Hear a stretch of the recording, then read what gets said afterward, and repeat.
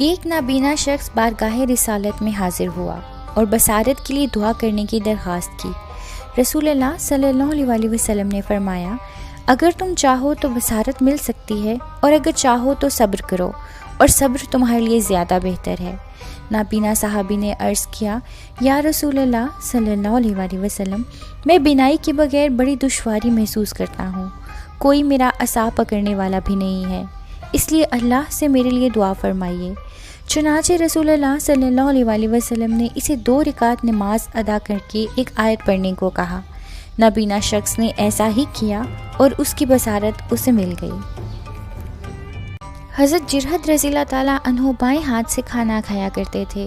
رسول اللہ صلی اللہ علیہ وسلم نے انہیں دیکھا تو فرمایا، دائیں ہاتھ سے کھاؤ۔ انہوں نے عرض کیا، یا رسول اللہ صلی اللہ علیہ وسلم، میرے دائیں ہاتھ میں تکلیف ہے جس کے سبب سے اس ہاتھ سے کھانا نہیں کھایا جاتا۔ رسول اللہ صلی اللہ علیہ وسلم نے اس ہاتھ پر دم کر دیا تو اس ہاتھ کی تکلیف اسی وقت دور ہو گئی، اور پھر حضرت جرحد کو عمر بھر یہ شکایت نہ ہوئی۔ رسول اللہ صلی اللہ علیہ وسلم جب مسلمانوں کی جمعیت کے ساتھ غزوہ تبوک کے لیے روانہ ہوئے تو گرمی کی شدت تھی۔ ایک پڑاؤ پر پیاس کی شدت انتہا کو پہنچی تو حضرت صدیق اکبر رضی اللہ تعالیٰ عنہ نے رسول اللہ صلی اللہ علیہ وسلم سے عرض کیا، یا رسول اللہ صلی اللہ علیہ وسلم، سب مسلمان پیاس کی شدت سے نڈھال ہیں، دعا فرمائیے۔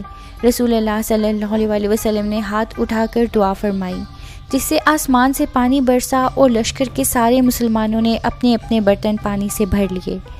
پھر جو دیکھا تو معلوم ہوا کہ یہ بارش صرف اس جگہ ہوئی تھی جہاں لشکر کا قیام تھا، لشکر کی حدود سے باہر کسی جگہ بارش نہ ہوئی تھی۔